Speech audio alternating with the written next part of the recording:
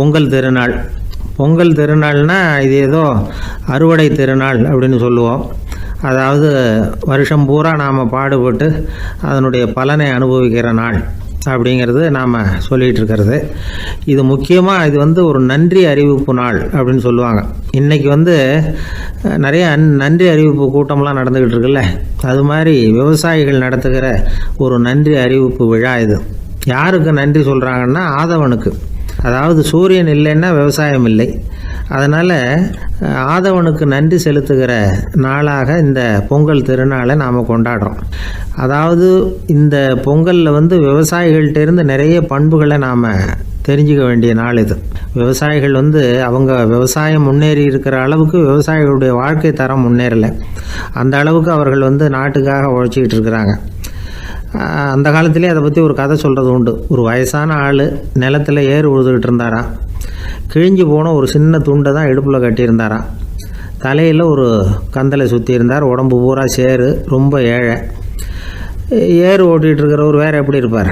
இருந்தாலும் அந்த ஆள் ரொம்ப ஜாலியாக பாட்டு பாடிக்கிட்டே ஏறு உழுதுகிட்டு இருந்தாராம். உடம்புல தான் அவர் ஏழையை தவிர மனசில் ஒரு ஏழையாக தெரியல. அந்த சமயத்தில் அந்த நாட்டு ராஜா அந்த பக்கமாக குதிரை மேலே வந்தாராம்.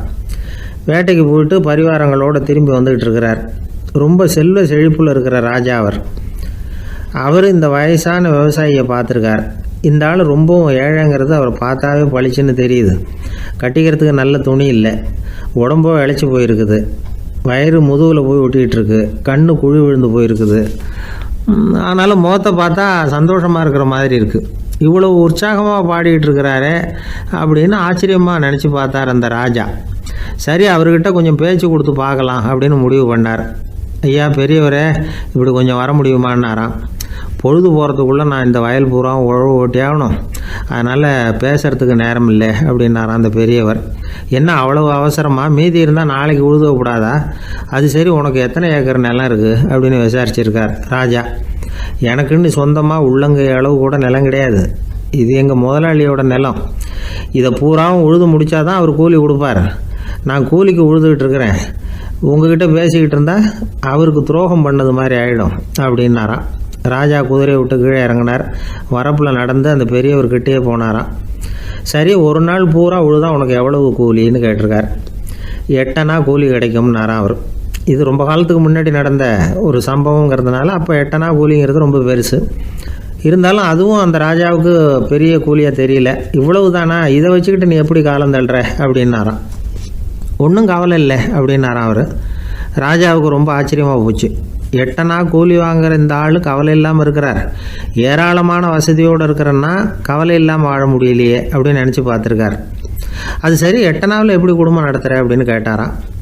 எனக்கு கிடைக்கிற 8 அணாவில் 2 அணா குடும்பத்துக்கு செலவழிக்கிறேன், 2 அணா பழைய கடனுக்கு கொடுக்குறேன், 2 அணா தர்மம் செய்கிறேன், 2 அணா வட்டிக்கு கொடுக்குறேன், ஒரு குறையும் இல்லைன்னாராம்.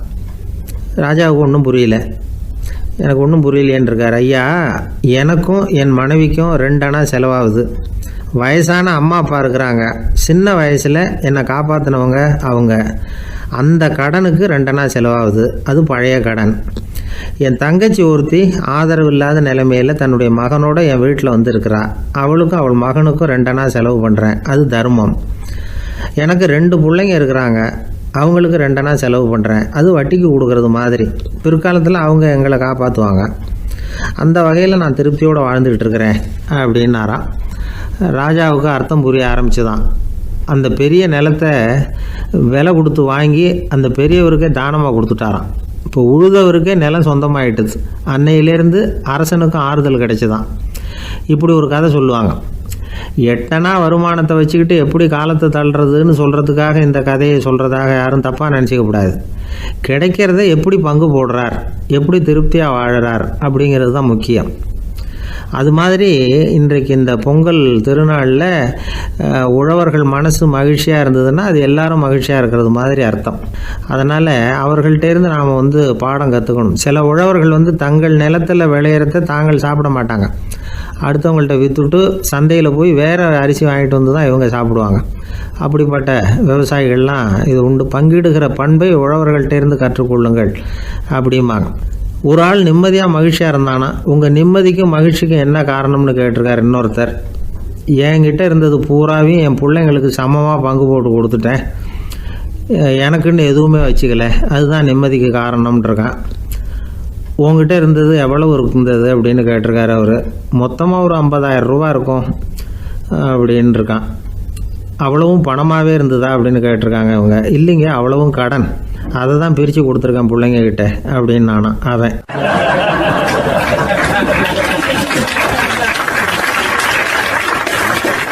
ஒரு பள்ளிக்கூடம், அதில் வசதியான வீட்டுக்குள்ள ஒருத்தன் படிச்சுக்கிட்டு இருந்தான், இன்னொரு ஏழை பையனும் அங்கே படிச்சுக்கிட்டு இருக்கிறான். இவங்க 2 பேரும் ஒரே தெருவில் தான் இருக்கிறாங்க. பணக்கார வீட்டு பையன் பங்களாவில் இருந்தான். அவனுக்கு வேலை செய்யறதுக்காக சில வேலை ஆட்கள் உண்டு. அதனால் அவன் நல்லா சாப்பிடுவான், தூங்குவான், ஏதோ வரணுமேங்கிறதுக்காக பள்ளிக்கூடத்துக்கு வருவான், போவான், அவ்வளவுதான். இந்த ஏழை பையன் இருக்கானே, அவன் அப்படி இல்லை.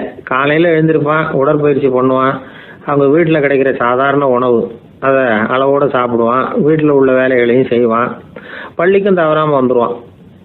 அவனுக்கு கூட பிறந்த சகோதர சகோதரிகள் 8 பேர். எல்லாரும் தன்னம்பிக்கையோடு அவங்க வேலையை செஞ்சுக்கிட்டு இருந்தாங்க. இந்த பையன் எப்பவும் உண்மையை தான் பேசுவான், கடமையை ஒழுங்காக செய்வான், ஆசிரியர்களுக்கு இவனை ரொம்ப பிடிக்கும். அதனால் இவனை அந்த பள்ளிக்கூடத்து மாணவர் தலைவனை ஆக்கியிருந்தாங்க. இது அந்த பெரிய இடத்து பையனுக்கு பிடிக்கல. மாணவர் தலைவனுக்கு பணிஞ்சு போகிறதுக்கும் அவனுக்கு விருப்பம் இல்லை. ஒரு நாள் வகுப்பில் ஆசிரியர் எல்லா மாணவர்களுக்கும் ஒரு வேலை கொடுத்தாரு. எல்லாரும் அதை சுறுசுறுப்பாக செஞ்சுக்கிட்டு இருக்கிறாங்க. இவன் மட்டும் சோம்பலாக உட்காந்துருக்கிறான். ஆசிரியர் அந்த பக்கமாக வந்தார், இதை பார்த்துட்டார். உடனே மாணவர் தலைவனாக இருக்கிற அந்த ஏழை பையனை கூப்பிட்டார்.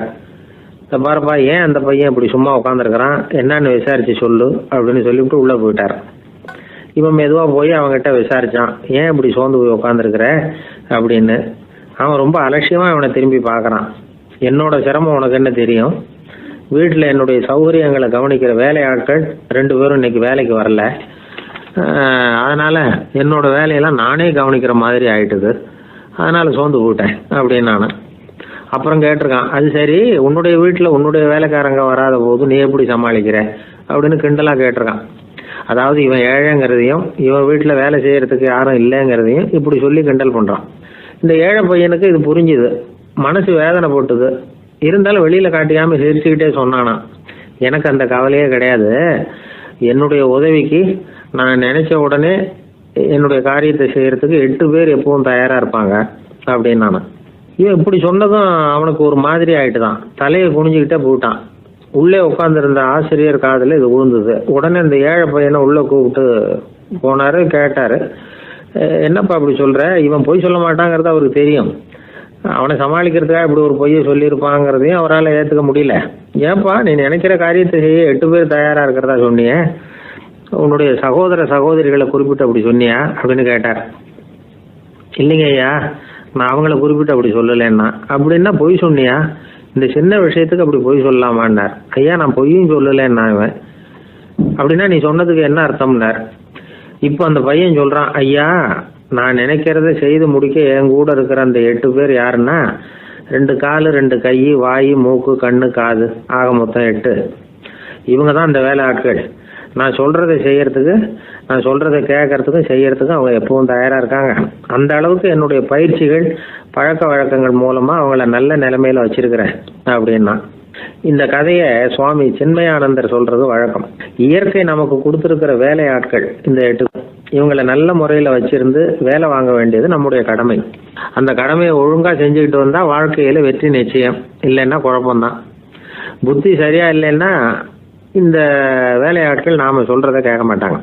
ஒருத்தன் குடி போதையில் தள்ளாடி தள்ளாடி போய் ஒரு மரத்தில் முட்டிக்கிட்டானா, தலையில் கட்டு போட்டுக்கிட்டு மறுநாள் வந்திருக்கான். ஏன்டா இப்படி பண்ணுறேன்னு கேட்டிருக்காங்க.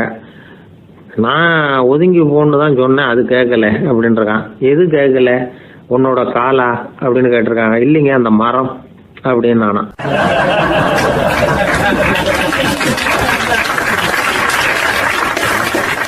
என் நண்பர் ஒருத்தர் ஆழ்ந்த சிந்தனையில் இருந்தார். என்ன யோசனை பண்ணுறீங்கன்னு கேட்டேன். தலைவர் ஆகணும்னு பார்க்குறேன், அதுதான் என்ன வழின்னு யோசிச்சுக்கிட்டு இருக்கேன்னார். நான் கூட அது மாதிரி யோசித்து பார்த்தேன், அதுக்கப்புறம் அந்த யோசனையை கை விட்டுட்டேன் அப்படின்னோம். ஏன்னு கேட்டார். அதுக்கான தகுதிகள் நமக்கு இல்லைங்கிறது புரியுது. அது நமக்கு புரியறத விட நம்ம விட மற்றவங்களுக்கு நல்லா புரிஞ்சு போச்சு. அதனால் பேசாமல் கம்முன்னு இருந்துடுறது தான் நல்லது அப்படின்னோம். தலைவர் ஆகிறதுக்கு தகுதிகள் வேறு உண்டோ அப்படின்னு கேட்டார். அவர் யதார்த்தமாக தான் கேட்குறார். நாங்கள் உடனே எங்ககிட்ட இருந்த ஒரு புத்தகத்தை எடுத்து அவர்கிட்ட கொடுத்தோம். படித்து பாருங்கன்னு. தலைவர் ஆகிறதுக்கு என்ன வழி அப்படிங்கிறத பற்றி அதில் போட்டிருக்கிறாங்க. முதல் வழி என்ன தெரியுமா? ஒரு 4 பேர் முன்னாடி இல்லைன்னா ஒரு கூட்டத்துக்கு முன்னாடி நீங்கள் பேச போகிறீங்க. அப்போ எப்படி ஆரம்பிக்கணும்னா, உண்மையான புகழ்ச்சி, நேர்மையான பாராட்டு, இதோடு ஆரம்பிக்கணும். எடுத்ததுமே அது சரியில்லை இது சரியில்லைன்னு பேசிகிட்டு இருக்கக்கூடாது. மக்களை பார்த்து நீங்கள் தான் தப்பு பண்ணிவிட்டீங்க அப்படின்னு நேரடியாக சொல்லக்கூடாது. தவறு இருந்தாலும் அதை மறைமுகமாக ஏதாவது கதை சொல்லி அதிலிருந்து அவங்க புரிஞ்சுக்கிற மாதிரி செய்யணும். அடுத்தவங்க பண்ண தப்பு என்னன்னு அலசறதுக்கு முன்னாடி நீங்கள் பண்ணின தப்பு என்னங்கிறத பற்றியே பேசுங்க. எதுக்கும் நேரடியாக உத்தரவு போட்டுக்கிட்டு இருக்கக்கூடாது. இதை நீங்கள் செய்யணும் அப்படின்னு சொல்கிறதுக்கு பதிலாக நீங்கள் இப்படி செஞ்சால் எப்படி இருக்கும் அப்படின்னு கேள்வி மாதிரி கேட்கணுமா. இப்படி கேட்டால் அது உத்தரவு மாதிரி தெரியாதான். அடுத்தவங்க மரியாதையை காப்பாற்றுறது மாதிரி பேசணுமா. உங்கள் பேச்சு இன்னொருத்தரை அவமானப்படுத்துறது மாதிரி இருக்கக்கூடாதான். ஏன்டா இவங்கிட்ட போய் மாட்டிக்கிட்டோம்னு யாரும் நினச்சிடக்கூடாது. ஒவ்வொரு சின்ன வளர்ச்சியையும் பாராட்டணும். வெற்றி சாதாரணமாக இருந்தாலும் பாராட்டாமல் இருந்துடக்கூடாது. பாராட்டும் பொழுது தாராளமாக இருக்கணும். குறை சொல்லும் பொழுது கவனமாக இருக்கணும். வாய்க்கு வந்தபடி பேசிவிட்டா அதுக்கப்புறம் வகையாக மாட்டிக்கிட்டு முழிக்க வேண்டியிருக்கும். நீங்கள் பேசுறது இன்னொருத்தருக்கு ஒரு கௌரவத்தையும் மரியாதையும் உண்டு பண்ணுறது மாதிரி இருக்கணும். நீங்கள் பேசுறது அடுத்தவங்களுக்கு இருக்கிற கொஞ்ச நெஞ்ச மரியாதையும் எடுத்து விடுறது மாதிரி இருக்கக்கூடாது. உங்கள் பேச்சை கேட்டால் கேட்குறவங்களுக்கு ஒரு ஊக்கம் வரணும், உற்சாகம் வரணும். தவறு எதுவாக இருந்தாலும் அதை சுலபமாக திருத்திக்கலாம், சரி பண்ணிக்கலாங்கிறது மாதிரி இருக்கணும் உங்கள் பேச்சு. அடுத்தவங்களை சந்தோஷப்படுத்துங்க. உங்கள் யோசனையை கேட்டு நடந்துக்கிறதுனால அந்த சந்தோஷம் அவங்களுக்கு கிடைக்கணும். இந்த தகுதியெல்லாம் உங்ககிட்ட இருந்தால் நீங்கள் ஒரு சிறந்த தலைவராகலாம் அப்படின்னு அந்த புஸ்தகத்தில் போட்டிருக்கு. இந்த காலத்தில் தலைவர் ஆகிறதுக்கு வேறு சில தகுதிகள்லாம் கூட தேவைப்படுது. ஒரு புள்ள தன்னுடைய அப்பா கிட்ட, அப்பா உன்ன மாதிரியே நானும் அரசியலில் சேரணும், தலைவர் ஆகணும்னு ஆசைப்படுறேன், இன்னையிலேருந்து எனக்கு அரசியல் பாடம் கற்றுக் கொடு அப்படின்னு கேட்டிருக்கான். அவரும் சரின்னு சொல்லிவிட்டு ஒரு பெரிய ஏணியை எடுத்துகிட்டு வந்தாரான். ஒரு செவுத்தில் சாத்தினார். இந்த ஏணியில் ஏறி உயர போய் அங்கே பரன் மேலே இருக்கிற ஒரு புத்தகத்தை எடுத்துகிட்டு வாடான் இருக்கார் மகனை பார்த்து. அப்பா ஏணி ரொம்ப உயரமாக இருக்குது, நீ ஜாக்கிரதையாக இதை பிடிச்சிக்கோ, நான் ஏறி போகிறேன் அப்படின்னு நான் பையன். பயப்படாத, நான் பார்த்துக்கிறேன்னார் அப்பா. பையன் ஏணியில் ஏறினா உச்சிக்கு போனதும் அப்பா கையை எடுத்துட்டார். ஏணி அப்படியே சரிஞ்சுட்டுது. பையன் பொத்துன்னு கீழே விழுந்துட்டான். இடுப்பு பிடிச்சிக்கிட்டே எழுந்திரிச்சான். என்னப்பா இது, இப்படி என்னை ஏற விட்டுட்டு கையை விட்டுட்டியே, இப்படி கை விடலாமா அப்படின்னு கத்தியிருக்கான். அப்பா நிதானமாக சொன்னாராம், அவசரப்படாதேப்பா, அரசியலில் இதுதான் முதல் பாடம், பெத்த அப்பனா இருந்தாலும் அவனை நம்பாதே அப்படின்னு உபதேசம் பண்ண ஆரம்பிச்சாரான்.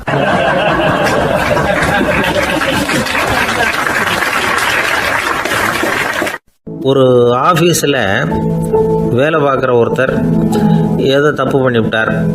உடனே மேல் அதிகாரி அவரை கூப்பிட்டு அனுப்புனார். நீ செஞ்சது தப்புன்னார் கோபமா. இது ஒரு ரகம். சில அதிகாரிகள் இப்படி நீங்கள் செஞ்சது தப்புன்னு சொல்கிறதில்ல, நீங்கள் செஞ்சது சரி அப்படின்னு சொல்கிறதில்ல. எப்படி சொல்லுவாங்கன்னா, நீங்கள் செஞ்சது சரியில்லைன்னு நான் நினைக்கிறேன் அப்படின்னு சொல்லுவாங்களாம். அதாவது சில பேர் நீங்கள் செஞ்சது தப்புங்கிறாங்க, அதையே மாற்றி சொல்கிறாரு இவர், நீங்கள் செஞ்சது சரியில்லைன்னு நினைக்கிறேன். இது ரெண்டும் அர்த்தம் ஒன்று தான், இருந்தாலும் வார்த்தைகள் வித்தியாசம். நிர்வாக திறமை இல்லாத ஒரு அதிகாரி யூ ஆர் ராங் அப்படின்னு சொல்லுவாராம்.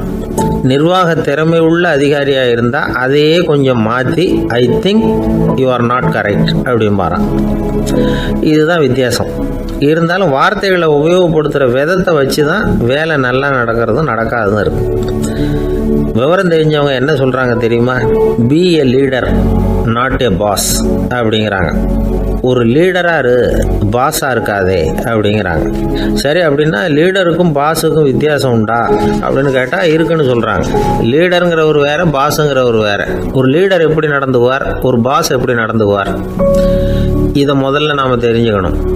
அவங்க எப்படி நடந்துக்குவாங்க அப்படிங்கிறதுக்கு சில விவரங்கள் இருக்குது. அதை கேட்டோம்னா நாம் புரிஞ்சுக்கலாம் அதை. அதாவது பாஸுங்கிறவர் விரட்டிக்கிட்டே இருப்பார், லீடருங்கிறவர் ஊக்கப்படுத்திக்கிட்டே இருப்பார். நாளைக்கு சாயந்தரத்துக்குள்ளே அந்த வேலையை செஞ்சு முடிக்கலைன்னா தொலைச்சி விடுவோம் தொலைச்சி அப்படிம்பார் அவர். இவர் எப்படி சொல்லுவார்னா, இது வரைக்கும் நீங்கள் செஞ்சுருக்கிற வேலை ரொம்ப அற்புதம் அப்படிம்பார். பாஸுங்கிறவர் அதிகாரத்தை நம்பி செயல்படுறவர், லீடருங்கிறவர் நல்லெண்ணத்தை நம்பி செயல்படுறவர். நம்மகிட்ட அதிகாரம் இருக்குது, பவர் இருக்குது, அதனால் காரியத்தை சாதிச்சுடலாம் அப்படின்னு நினைக்கிறவர் அவர். மற்றவங்க கிட்ட ஒரு நல்ல அபிப்பிராயத்தை சம்பாதிச்சுக்கிட்டு அது மூலமாக காரியங்களை சாதிக்கிறவர் இவர். பாஸுங்கிறவர் பயத்தை உண்டு பண்ணுவார், லீடருங்கிறவர் அன்பை பரவ செய்வார். அது செய்யலைன்னா ஆடிட்டில் தகராறாயிடும், இது செய்யலைன்னா இன்க்ரிமெண்ட் கட் ஆகிடும், இப்படி ஏதாவது சொல்லி பயமுறுத்திக்கிட்டே இருப்பார் அவர். இவர் அப்படி இல்லை. உடம்பு இப்படி இருக்குது, வீட்டில் எல்லோரும் சௌக்கியமாக இருக்கிறாங்களா, ஆஃபீஸில் எல்லாம் வசதியாக இருக்குதா, நான் ஏதாவது உதவி செய்யணுமா அப்படின்னு அன்புக்கு முக்கியத்துவம் கொடுப்பார். பாஸுங்கிறவர் எதுக்கெடுத்தாலும் நான் சொல்லிகிட்டு இருப்பார், லீடருங்கிறவர் நாமன்னு சொல்லிகிட்டு இருப்பார். பாஸுங்கிறவர் தப்புக்கு காரணம் யாருன்னு பார்ப்பார், லீடருங்கிறவர் தப்பு என்னன்னு பார்ப்பார். இதுதான் ரெண்டு பேருக்கு வித்தியாசம். The boss shows who is wrong, the leader shows what is wrong அப்படின்னு சொல்லுவாங்க. இந்த காரியம் எப்படி செய்யப்பட்டிருக்கு அப்படின்னு தெரிஞ்சுக்கிறவர் பாஸ். இந்த காரியத்தை எப்படி செய்யணும்னு செஞ்சு காட்டுறவர் லீடர். பாஸுங்கிறவர் பணியாளர்களை திட்டுவார், லீடர் மரியாதைக்குரியவராக நடத்துவார், அதுக்கு உரியவராக அவர் நடந்துக்குவார். செய்கிற வேலையை ஒரு சுமையாக நினைக்க வைக்கிறவர் பாஸ், செய்கிற வேலையை ஒரு சந்தோஷமாக ஆக்குறவர் லீடர்.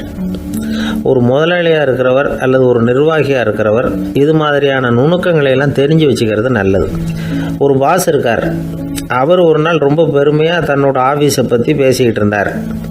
எனக்கு கீழே 200 பேர் வேலை செய்கிறாங்க சார், நான் ஒரு கோடு கிழிச்சா அவங்க அதை தாண்டாத அளவுக்கு நான் நடந்துக்கிறேன் சார் அப்படின்னார் அவர். அது எப்படி முடியுது உங்களால் அப்படின்னு கேட்டோம். நான் கோடே கிழிக்கிறது இல்லை சார் அப்படின்னார்.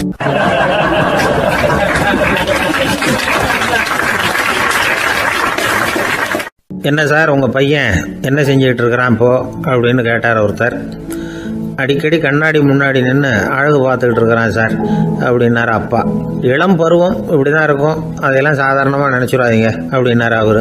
என்ன சார் சொல்கிறீங்க, கண்ணாடி முன்னாடி நின்றுக்கிட்டு நேரத்தை வீணாக்கிக்கிட்டு இருக்கான், அதை ஒரு பெரிய விஷயமா நான் நினைக்கணுமா அப்படின்னார் இவர். இளம் பருவத்தில் இளைஞர்களுக்கும் சின்ன பொண்ணுங்களுக்கும் அடிக்கடி கண்ணாடியில் பார்க்கணும்னு தோணும். அது வெறுமனே அழகு பார்க்கறது மட்டும் இல்லை, அவங்க தங்களையே தேடி கண்டுபிடிக்கிற ஒரு முயற்சி அது. இது ஒரு மனோதத்துவ விளைவு.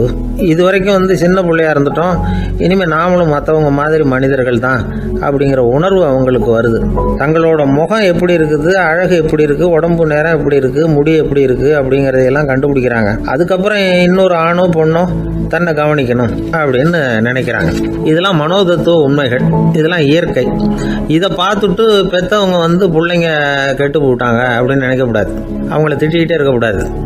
இன்னைக்கு பல குடும்பங்களில் இதுதான் நடந்துகிட்டு இருக்குது. மனுஷ வாழ்க்கையிலேயே இப்படியும் இல்லாத அப்படியும் இல்லாத ஒரு பருவம் இளம் பருவம். 13லேருந்து 19 வயசுக்கு உட்பட்ட ஆண்கள் பெண்கள் இந்த வகையை சேர்ந்தவங்க, டீனேஜ் குரூப். இவங்களை சின்னவங்கன்னு நினச்சிட முடியாது, பெரியவங்கன்னு நினச்சிட முடியாது. இவங்க ரொம்ப சென்சிட்டிவ். சமூகம் நினச்சா இவங்களை நல்லவங்களாகவும் ஆக்கலாம், கெட்டவங்களாகவும் ஆக்கலாம். கொஞ்சம் அக்கறை எடுத்துக்கிட்டால் பெரிய பெரிய மேதைகளையும் விஞ்ஞானிகளையும் உருவாக்கலாம். ஆனால் நடக்கிறது என்ன தெரியுமா, அநேகமாக இவங்களை யாருமே சரியாக புரிஞ்சுக்கிறது இல்லை, இவங்களை சரியாக நடத்துறதும் இல்லை. இது வரைக்கும் நாம் சொல்கிறத கேட்டுக்கிட்டு இருந்தான், இப்போல்லாம் அவன் இஷ்டத்துக்கு நடக்க ஆரம்பிச்சுட்டான் அப்படின்னு வருத்தப்படுற பெற்றோர்கள் அதிகம். இது வருத்தப்படுற விஷயம் இல்லை, சந்தோஷப்பட வேண்டிய விஷயம். உங்கள் புள்ள சொந்தமாக யோசிக்க ஆரம்பிக்கிறதும் நடந்துக்க ஆரம்பிக்கிறதும் ஒரு தப்பான விஷயமா? அவன் கடைசி வரைக்கும் உங்கள் பேச்சையே கேட்டுக்கிட்டு இருக்கணுங்கிறது என்ன நியாயம்? இன்னைக்கு இளைஞர்களை பெரியவங்க தப்பாக புரிஞ்சுக்கிட்டு தவறாக நடத்துறதுனால தான் அவங்களுக்கு வெறுப்பு, எரிச்சல், மனக்கசப்பு எல்லாம் உண்டாகுது. பெற்றவங்க சரியாக மதிக்கிறது இல்லை அப்படிங்கிற ஒரே காரணத்தினாலேயே வீணா போகிற பிள்ளைங்க இன்னைக்கு அதிகம். சரி, பெற்றவங்களுக்கு இன்னைக்கு என்னதான் புத்தி சொல்ல வர்றீங்க அப்படின்னு கேட்குறீங்களா? நாம் எதையும் சொல்ல வரல, ஆனால் அது சம்பந்தமான சில நிபுணர்கள் சொல்லியிருக்கிறத உங்கள் காதில் போட்டு வைக்கலாம். அது என்னென்னா, பிள்ளைங்க கிட்ட அன்பு செலுத்துங்க. குழந்தையா இருந்தப்போ எவ்வளவு பாசமாக இருந்தீங்க, வளர வளர அதை ஏன் குறைச்சிக்கிறீங்க? பெற்றவங்களின் அன்பான வார்த்தைகளுக்கு ஏங்குறவங்க தான் இன்றைய இளைஞர்கள். அவங்க எதை சொன்னாலும் அதை அக்கறையாக காது கொடுத்து கேளுங்க, அலட்சியப்படுத்தாதீங்க. அவங்க விரும்புறது உங்ககிட்ட இருந்து ஒரு மதிப்பு, மரியாதை, அங்கீகாரம், இவ்வளவுதான். அவங்க அவங்களாவே முடிவுகள் எடுக்கட்டும், அதுக்கு நீங்கள் உதவியாக இருங்க, அது போதும். மற்றவங்க முன்னாடி, முக்கியமாக அவங்க நண்பர்கள் முன்னாடி அவங்கள பற்றி மட்டமாக பேசாதீங்க. அவங்கக்கிட்ட பொய் சொல்லக்கூடாது. நீங்கள் சொன்னது பொய்ன்னு தெரிஞ்சு போச்சுன்னா உங்கள் பேரில் அவங்களுக்கு இருக்கிற மதிப்பு போயிடும், நம்பிக்கை போயிடும். அவங்களுக்கு முன்னாடி நீங்கள் சண்டை போடக்கூடாது. உங்கள் பிள்ளைய எப்பவும் இன்னொரு பிள்ளையோட ஒப்பிட்டு பேசுகிற வேலையே வேணாம். கூட பிறந்த மற்றவங்களோட கூட ஒப்பிடக்கூடாது. இப்படி செஞ்சால் அவன் உங்ககிட்டையும் பிரியமாக இருக்க மாட்டான், அவங்ககிட்டையும் பிரியமாக இருக்க மாட்டான். புள்ள எங்கே போகிறான், என்ன பண்ணுறான் அப்படின்னுலாம் துப்பறிஞ்சிக்கிட்டு இருக்கக்கூடாது. இளைஞர்கள் தனிமையை விரும்புகிறவங்க. அவங்கள பெட்டியில் வச்சு மூடி பாதுகாக்கணும்னு நினைக்கக்கூடாது. அவங்கள எப்படி பாதுகாக்கிறது அப்படிங்கிறது அவங்களுக்கே தெரியும். உங்கள் புள்ள எப்படி நடந்துக்கணும்னு நீங்கள் எதிர்பார்க்குறீங்களோ அது மாதிரி நீங்கள் நடந்து காட்டுங்க, அது போதும். ஒரு வீட்டில் அப்பாவும் அம்மாவும் பேசிக்கிட்டு இருக்கிறாங்க. என்னங்க நம்ம பொண்ணு பெரியவளாயிட்டா, அடிக்கடி கண்ணாடி முன்னாடி போய் நின்றுக்கிட்டு இருக்கிறா, சீக்கிரமாக ஒரு பையனை பார்த்து கல்யாணத்தை முடிக்காமல் இப்படி மசன்னு கல் மாதிரி உட்காந்துருக்குறீங்களே அப்படின்னு சத்தம் போட்டாங்க அந்த அம்மா. அவசரப்படாத, பார்க்கறதுக்கு கண்ணுக்கு அழகாக லட்சணமாக புத்திசாலியாக ஒரு பையன் கிடைக்க வேணாமா, அதுதான் பார்த்துக்கிட்டு இருக்கிறேன் அப்படின்னார் அப்பா. இதுக்கு அந்த அம்மா சொல்கிறாங்க, எங்கள் அப்பா இப்படியெல்லாம் நினச்சிக்கிட்டு இருந்திருந்தா எனக்கு கல்யாணமே ஆயிருக்காது தெரியுமா அப்படின்னாங்களாம்.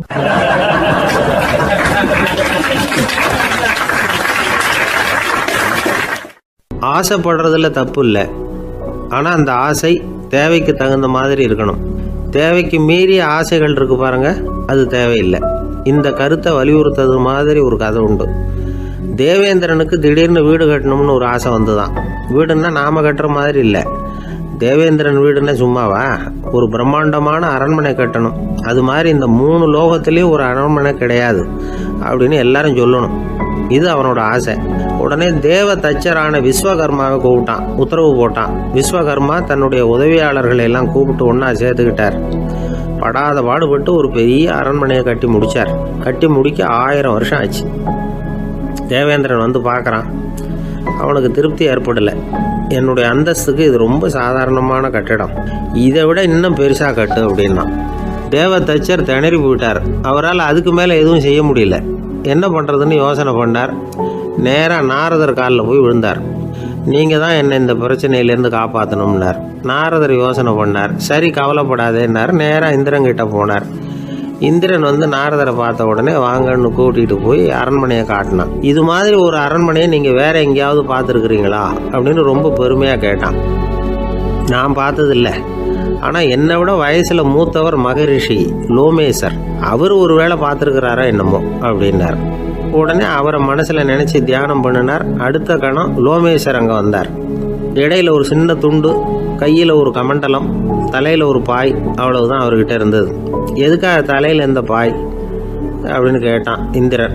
என்ன மாதிரி அற்ப ஆயுள் உள்ள ஒரு ஜீவன் தனியாக வீடு கட்டிக்கிட்டு திண்டாடணுமா? இந்த பாய் தான் ஒரு வீடு மாதிரி எனக்கு நிழல் கொடுக்குது அப்படின்னார் அவர். என்னது, உங்களுக்கு அவ்வளவு கொஞ்சமான ஆயுளா அப்படின்னு ஆச்சரியத்தோடு கேட்டான் இந்திரன். ஆமாம், இதை பாரு, என்னுடைய மார்பில் ஒரு பொற்காசு அளவுக்கு ரோமம் உதிர்ந்துட்டுது. எப்போ என் உடம்புல உள்ள எல்லா ரோமமும் உதிர்ந்துருமோ அப்போ என்னுடைய ஆயுள் முடியும் அப்படின்னார். எப்போ அந்த ரோமங்கள் பூரா உதிரும்னு கேட்டான் இவன். ஒரு பிரம்மா மறைஞ்சதும் ஒரு ரோமம் உதிரும். என் உடம்புல உள்ள ரோமங்களின் எண்ணிக்கை எவ்வளவோ அவ்வளவு பிரம்மாக்கள் தோன்றி அவங்க ஆயுள் முடியும் பொழுது என் உடம்புல உள்ள ரோமங்கள் பூரா உதிரும் அப்படின்னார். அப்படின்னா ஒரு பிரம்மாவோட ஆயுள் எவ்வளவு காலம்னு கேட்டான். ஒரு பிரம்மாவுக்கு 100 தேவ வருஷம். ஒவ்வொரு தேவ வருஷத்துக்கும் 365 தேவ நாள். ஒவ்வொரு தேவ நாள்லேயும் ஒன்ன மாதிரி 14 இந்திரர்கள் தோன்றி மறைகிறாங்க அப்படின்னு மகரிஷி லோமேசர் சொல்கிறார். இதை கேட்டதும் இந்திரன் ஆடி போட்டான். அவ்வளவு ஆயுள் உள்ள இவரே அற்ப ஆயுள்னு சொல்கிறார். நான் என்னுடைய ஆயுளை பெருசாக நினச்சிக்கிட்டு பிரம்மாண்டமான அரண்மனை கட்டணும்னு ஆசைப்படுறேனே அப்படின்னு நினச்சான். எனக்கு வீடு கட்டின வரைக்கும் போதும்னு விட்டான். அதனால் நாமெல்லாம் நம்முடைய தேவைக்கு தகுந்த மாதிரி ஆசைப்படுறது தான் நியாயம். ஆனால் அப்படியே நடந்துக்கிறோம். மனுஷன் கடவுளையே ஏமாற்றி காசு வாங்கிறதுக்குள்ள ஆசைப்படுறான். ஒருத்தன் கடவுளை நினச்சி தவம் இருந்தான். கடவுள் நேரில் வந்தார். தேவலோகத்தில் ரூபாய்க்கெல்லாம் என்ன மதிப்புன்னு கேட்டான். அங்கெல்லாம் ரூபாய்ங்கிறது உங்கள் பணத்தில் 1 கோடி ரூபாய்க்கு சமம். அதாவது தேவலோகத்தில் 1 ரூபான்னா இங்கே 1 கோடி ரூபா. அது மாதிரி எங்களுக்கு ஒரு நாளுங்கிறது உங்கள் கணக்கில் 1 கோடி வருஷத்துக்கு சமம் அப்படின்னார் கடவுள். அப்படின்னா எனக்கு நீங்கள் அதிகமாக எதுவும் தர வேணாம், உங்கள் கணக்குப்படி ஒரே 1 ரூபா கொடுங்க, அது போதும்னா இவன் ரொம்ப சாமர்த்தியமாக. கடவுள் யோசனை பண்ணார், அது ஒன்றும் கஷ்டம் இல்லை, 1 ரூபா தானே கேட்குற, கொடுத்துட்றேன். ஆனால் இப்போ வரும்பொழுது நான் எடுத்துக்கிட்டு வரல, எங்கள் கணக்குப்படியே 1 நாள் பொறுத்துக்க பணத்தோடு வந்துடுறேன் அப்படின்னு சொல்லிவிட்டு பறந்து போயிட்டார்.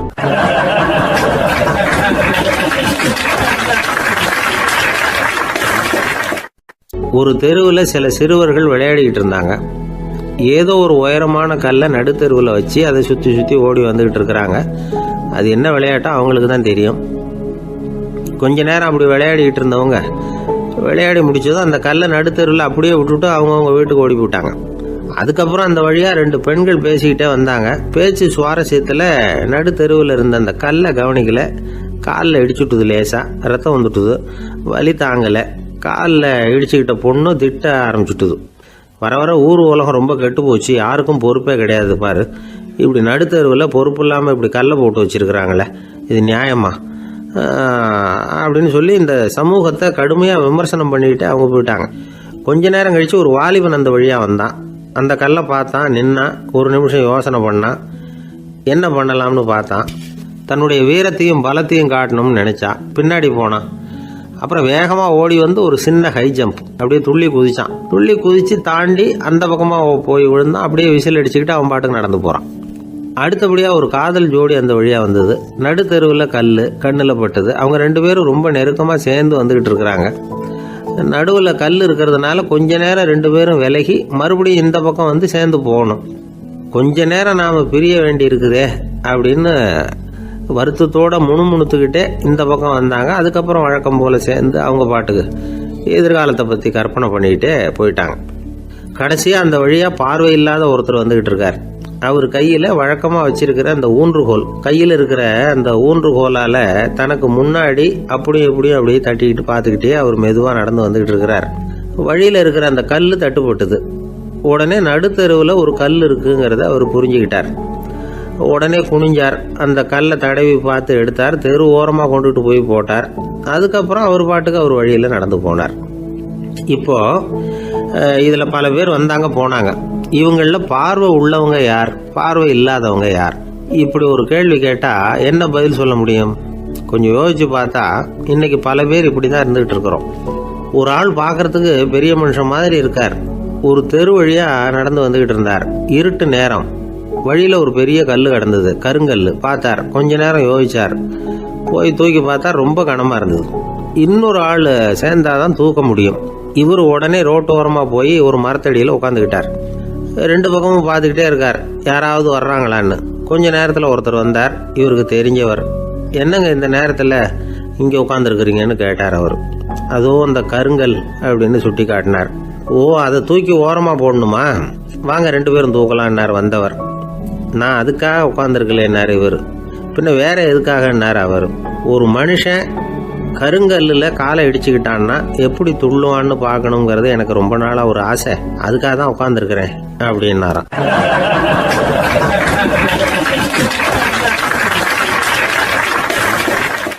ஒரு காடு, நல்ல மரம்லாம் செழிச்சு இருந்தது. அப்படிப்பட்ட காட்டில் ஒரு சாது இருந்தார். அவர் எப்படின்னா எப்பவும் ஒரு மரத்தடியில் உட்காந்துருப்பார். ஏன்னா அவருடைய இருப்பிடமே அதுதான். அவர் என்ன பண்ணுவார், 3 கல் வச்சுருந்தார். செங்கல் மாதிரி இருக்கும், ஆனால் அதை விட கொஞ்சம் பெருசாக இருக்கும். எதுக்கு அந்த 3 கல்லுன்னா அதுதான் அவருடைய படுக்கை. அதாவது தூங்குறப்ப ஒரு கல்லை தலைக்கு கீழே வச்சுக்குவார், இன்னொரு கல்லை இடுப்புக்கு கீழே வச்சுக்குவார், இன்னொரு கல்லை காலுக்கு கீழே வச்சுக்குவார். உடம்பை வந்து அப்படியே ஒரு தகட்டால் மூடிக்குவார், அப்படியே தூங்கி போடுவார். மழை பெய்யுதுன்னு வச்சுங்க, அவர் உடம்பு வந்து 3 கல் மேலே இருக்குதா, அதனால் தண்ணி வந்து அடியில் ஓடி போடும், உடம்பு நனையாது. மேலே தகடு இருக்கிறதுனால மழையும் உடம்புல படாது. அவர் தூக்கமும் கிடையாது, நிம்மதியாக தூங்குவார். பகலில் அந்த 3 கல்லையும் ஒரு சேர ஒரு அடுப்பு மாதிரி வச்சு அது மேலே உட்காந்துக்குவார். அதனால் பாம்பு பூச்சி எதுவும் அவரை வந்து தொந்தரவு பண்ணுறதில்ல, அது பாட்டுக்கு நடந்து போயிடும். அவர் பாட்டுக்கு நிம்மதியாக இருப்பார். யாராவது எதையாவது கொண்டுகிட்டு வந்து கொடுத்தா அதை வாங்கி சாப்பிடுவார், அவ்வளவுதான். ஒரு நாள் அந்த நாட்டு அரசன் காட்டுக்கு வேட்டையாட வந்தான். அந்த வழியாக வந்தப்போ இந்த சாது படுத்துருக்கிறத பார்த்தான், பரிதாபப்பட்டான். ஐயோ பாவம், இவர் இப்படி இந்த கல் மேலே உடம்ப வச்சுக்கிட்டு தூங்குறாரு, என்ன பாடுபடுவார், இவரை நாம் வந்து அரண்மனைக்கு அழைச்சிட்டு போய் சுகமாக நிம்மதியாக இருக்கிறதுக்கு வழி செஞ்சு கொடுப்போம், அது ரொம்ப நல்லாயிருக்கும் அப்படின்னு நினச்சான். அப்படி நினச்சிக்கிட்டே அரண்மனைக்கு வந்துட்டான். அதுக்கப்புறம் ஒரு பல்லக்கையும் 2 சேவகர்களையும் காட்டுக்கு அனுப்பி அந்த சாதுவை மெதுவாக இங்கே அழைச்சிட்டு வந்துடுங்க அப்படின்னு சொல்லி அனுப்பி வச்சான். இவங்க போய் அவர்கிட்ட விவரத்தை சொன்னாங்க. எனக்கு என்னத்துக்கு அரண்மனை வாசம் அப்படின்னார். இருந்தாலும் மன்னர் உத்தரவு, நீங்கள் அவசியம் வரணும் அப்படின்னாங்க இவங்க. சரின்னு சொல்லிவிட்டு வேறு வழி இல்லாமல் புறப்பட்டார். புறப்படும் பொழுது என்ன பண்ணாருன்னா, மறக்காமல் அந்த 3 கல், ஒரு தகடு, அதையும் எடுத்து பல்லக்கில் வச்சுக்கிட்டார். என்னத்துக்கு இதையெல்லாம் எடுத்து வைக்கிறாரு அப்படின்னு சொல்லி அவங்க யோசனை பண்ணாங்க. இருந்தாலும் அதை பற்றி ஒன்றும் கேட்கல. பேசாமல் அவரை அழைச்சிட்டு போய் அரண்மனையில் விட்டுட்டாங்க. அரசன் ஓடி வந்தான், வரவேற்றான், அறுசுவை உணவு படைத்தான். அவர் படுக்கிறதுக்கு தங்க கட்டில், பட்டு மெத்தை, இப்படி எல்லாம் ஏற்பாடு பண்ணி வச்சான். இங்கே படுத்து ஓய்வு எடுத்துங்க அப்படின்னு சொல்லிவிட்டு அவன் பாட்டு போயிட்டான். மறுநாள் காலையில் வந்து பார்க்குறான், சாது படுத்துருக்கிறார். எப்படி தெரியுமா, அந்த பட்டு மெத்தை மேலே 3 கல்லையும் வச்சு வழக்கம் போலவே அது மேலே படுத்துருக்கிறார். அதுக்கு மேலே தகடு. அரசன் பார்த்துட்டு அதிர்ச்சி ஆகிட்டான். என்ன சுவாமி இப்படி அப்படின்னா, சாது சொன்னார், எனக்கு வந்து தேவையும் இல்லை குறையும் இல்லை, எல்லா இடத்துலையும் எனக்கு ஒரே மகிழ்ச்சி தான் அப்படின்னார். மகிழ்ச்சிங்கிறது தங்க கட்டிலேயோ பட்டு மெத்தையிலேயோ இல்லை, அது வந்து மனசில் இருக்கிற ஒரு விஷயம். உண்மையான மகிழ்ச்சிக்கு வழி வந்து மனப்பக்குவம் அப்படிங்கிறது அந்த அரசனுக்கு புரிஞ்சுதான். இந்த காலத்தில் ஒரு சாமியார், அவரை தேடி ஒரு சீடன் வந்தான். என்னாச்சு தெரியுமா, சுவாமி எனக்கு நிம்மதி வேணும், அதுக்கு என்ன வழின்னு கேட்டான். சாமியார் நிமிர்ந்து பார்த்தார். அப்புறம் சொன்னார், நீ ஏகப்பட்ட பேர்கிட்ட கடன் வாங்கியிருக்கிற, அதையெல்லாம் திருப்பி கொடுத்தா தான் உனக்கு நிம்மதி கிடைக்கும்னார். இவனுக்கு ஆச்சரியம். அது எப்படி சாமி, அவ்வளவு கரெக்டாக நான் கடன் வாங்கினதை கண்டுபிடிச்சிங்க அப்படின்னா, உனக்கு கடன் கொடுத்து சாமியாராக போனதே நான் தான்ப்பா, அதனால தான் இந்த கதிக்கு வந்தேன். என்கிட்டயே வந்து நிம்மதிக்கு வழி கேட்குறியே, அதுதான்டா வேதனை அப்படின்னாராம் அவர்.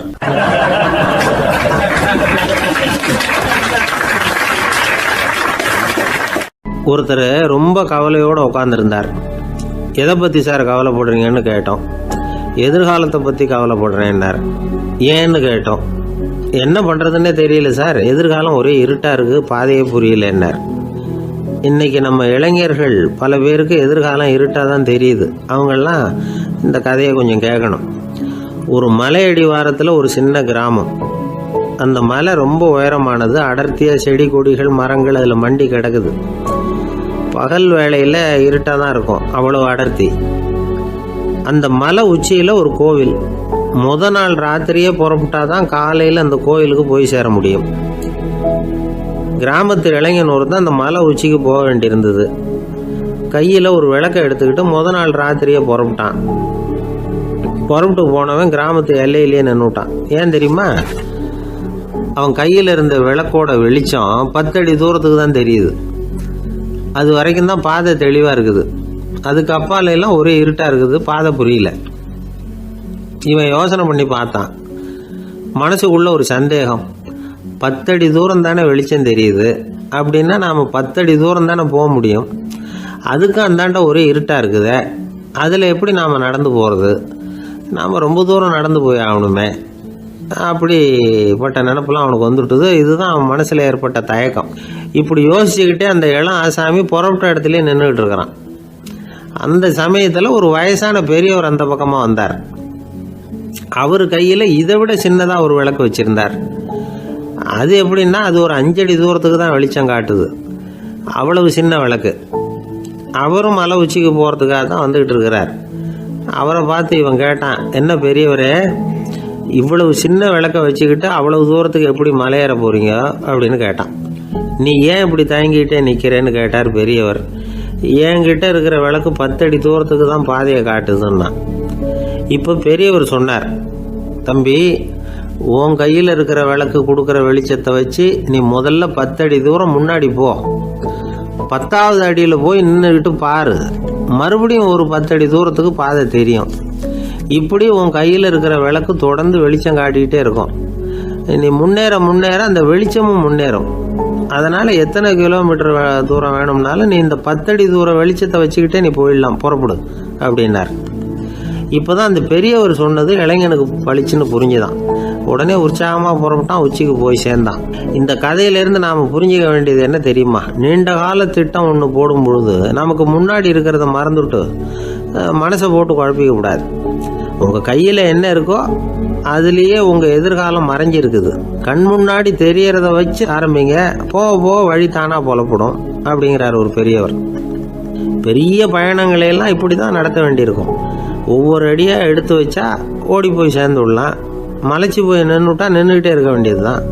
நம்ம ஆள்லாம் ரொம்ப மோசமாக இருக்கிறாங்க. ஒருத்தன் அப்படி தான் நீண்ட தூரம் பிரயாணம் ஒன்று புறப்பட்டான். ரயில் போய்கிட்டே இருந்தது. கொஞ்சம் தூரம் போச்சு, பாதி வழியில் கையில் வச்சுருந்த டிக்கெட்டை காற்றுல விட்டுட்டான்.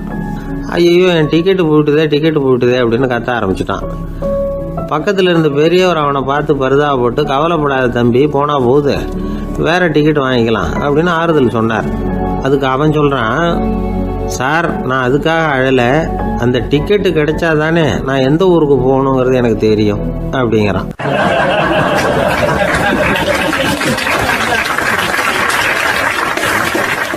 ஒரு நாள் ஒரு தகப்பனார் தன்னுடைய பிள்ளையை அழைச்சிட்டு வந்தார். சார், இவன் சரியாக படிக்க மாட்டேங்கிறான், பெரியவங்களை மதிக்க மாட்டேங்கிறான், நீங்கள் கொஞ்ச நாள் இவனுக்கு குருவாக இருந்து நல்ல விஷயங்களை சொல்லி கொடுத்தா தேவையில்லைன்னார். பெரியவங்களையே மதிக்காதவன் எப்படி என்ன மதிக்க போகிறான் அப்படிங்கிறது நமக்கு யோசனை வரும் இல்லையா? வேணாங்க என்னை விட்டுருங்க அப்படின்னோம். அவர் விட மாட்டேன்னு விட்டார். இல்லைன்னா அவரே சிஷ்யன் ஆகிடுவார் போல இருந்தது. சரி, வேறு வழி இல்லாமல் அந்த பையனையே என்னுடைய சீடை நான் ஏற்றுக்கிட்டு உபதேசமெல்லாம் பண்ண ஆரம்பித்தோம். அதாவது குரு பக்தின்னா அது எப்படி இருக்கணுங்கிறத பற்றி சொல்லி கொடுத்தோம் அவனுக்கு. சதமகர் அப்படின்னு ஒரு குரு இருந்தார். அவருக்கு ஒரு சீடர்.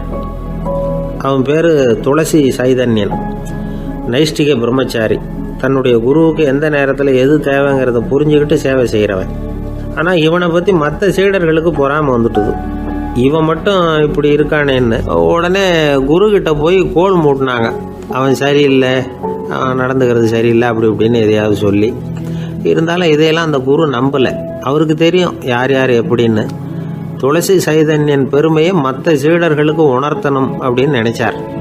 அதுக்கு ஒரு வழி பண்ணார். ஒரு நாள் சீடர்களை எல்லாம் கூப்பிட்டுக்கிட்டு ஒரு காட்டு வழியாக போய்கிட்டு இருந்தார். அங்கே ஒரு பெரிய மலை அருவி கொட்டிக்கிட்டு இருந்தது. குரு சீடர்கள் பக்கம் திரும்பினார். இந்த மலையின் மேலே இருந்து அந்த படு பாதாளத்தில் குதிக்கிறதுக்கு உங்களில் யார் தயார் அப்படின்னு கேட்டார். ஒரு சீடனும் ஆய திறக்கலை, ஒதுங்கி நின்றுக்கிட்டாங்க. பின்னாடி மூட்டை முடிச்சோடு வந்துக்கிட்டு இருந்தான் துளசி சைதன்யன். அவனை பார்த்தார். தப்பாருப்பா, நீ மேலே இருந்து அந்த அருவியில் குதி அப்படின்னார். அப்படியே செய்கிறேன் சுவாமின்னா ஓடி போய் பொத்துன்னு குதிச்சுட்டான். அடுத்த கணமே குருநாதர் தன்னுடைய யோக சக்தியால் பறந்து போய் அவன் கீழே விழுந்துடாமல் தாங்கி பிடிச்சி கொண்டுகிட்டு வந்துட்டார். மற்ற சீடர்களுக்கெல்லாம் ஒரு மாதிரி ஆயிட்டுது. அடுத்தபடியாக என்ன பண்ணலாம்னு யோசிச்சாங்க இவனை மாட்டி விடுறதுக்கு. ஒரு நாள் வெத்தலை அடிக்கிற ஒரு சின்ன உரலையும் உலக்கையையும் எடுத்து ஒளிய வச்சுட்டாங்க. சதமகர் சன்னியாசி இல்லை, அவர் வெத்தலை போடுவார். பல்லு சரியில்லை, அதனால் இடித்து தான் வெத்தலையை போடணும். திடீர்னு வெத்தலை பாக்கு கேட்டார். வழக்கமாக உரலில் இடித்து தர்றது தான் துளசியின் பழக்கம். உரலை தேடினா கிடைக்கல, என்ன பண்ணுறது? குரு கேட்டுவிட்டார. குரு சேவை தானே முக்கியம். இவன் என்ன பண்ணால் வெத்தலை பாக்க தன்னுடைய வாயில் போட்டு முன்னு அதை எடுத்து அவர்கிட்ட கொடுத்துட்டான். குரு எதையோ படிச்சுக்கிட்டே அதை வாங்கி வாயில் போட்டுக்கிட்டார். துளசி இன்னைக்கு தாம்பூலம் நல்லா இடிக்கப்பட்டிருக்கு, ருசியாக வேற இருக்குது, அதை இடித்த பாத்திரத்தை என் கண்ணால் பார்க்கணும்னு ஆசையாக இருக்குன்னு விட்டார். அதை மட்டும் அனுப்பி போய் நீ வர வேண்டான்னு வேற சொல்லிவிட்டார். இதை கேட்டதும் துளசி தவிச்சு போயிட்டான். இவன் போகாமல் எப்படி வாயை மட்டும் அனுப்பி வைக்க முடியும்? இவன் தவிக்கிறத பார்த்ததும் மற்ற சீடர்களுக்கெல்லாம் மனசுக்குள்ளே ரொம்ப சந்தோஷம். துளசி கொஞ்சமும் யோசிக்கலை. வாழை எடுத்தான், தன்னுடைய தலையவே அப்படியே அறுத்து வெட்டி எடுத்தான். இன்னொரு சீடங்கிட்ட கொடுத்துட்டான், எடுத்துகிட்டு போன்னு சொல்லி. கொண்டுட்டு போய் குரு முன்னாடி வைக்கிறாங்க. அந்த தலையில் வாய் திறந்துருக்கு, வெத்தலை போட்டு முன்னு இருந்தது, தெரிஞ்சு போச்சு, சிவப்பாக இருந்தது. அவனுடைய குரு பக்தியை இப்போ எல்லாரும் ஒத்துக்கிட்டாங்க. அதுக்கப்புறம் குரு சதமகர் தன்னுடைய அற்புத திறமையினால் அந்த தலையை மறுபடியும் ஒட்ட வச்சுட்டார். துளசிக்கு உயிர் வந்துட்டுது. இப்படி ஒரு பெரிய கதை உண்டு. அதாவது துளசி சைதன்யன் அவனுடைய குரு பக்தி எப்படி அப்படின்னு கேட்டோம். ரொம்ப அபாரம் அப்படின்னு அந்த பையன் அடக்கமாக அது சும்மா விளையாட்டுக்காக தான் அப்படி அவங்ககிட்ட கேட்டோம். ஏன்பா உன்னுடைய குரு பக்தியை என்கிட்ட காட்டுறதுக்கு உன்னோட கழுத்தை நீயே அறுக்கணும்னு நான் சொன்னேன், அதை நீ செய்வியா அப்படின்னு கேட்டோம். என்னுடைய கழுத்தை நானே அறுக்க வேண்டிய அவசியம் இல்லை சார் அப்படின்னா அவன். ஏண்டான்னு, அதே காரியத்தை தான் இனிமேல் நீங்கள் தினமும் செய்ய போகிறீங்களே சார் அப்படிங்கிறான்.